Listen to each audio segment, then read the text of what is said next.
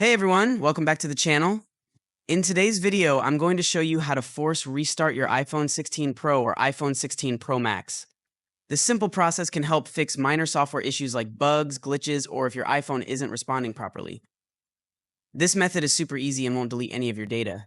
It simply refreshes your iPhone software, giving it a clean slate to resolve any small issues. So let's get started.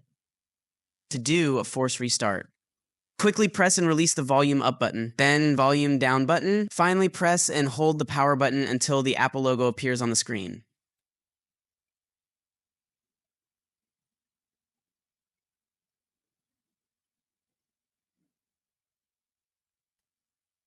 Once you see the Apple logo, release the power button and let your iPhone restart. Make sure to do this quickly. If you go too slowly, Siri might activate instead.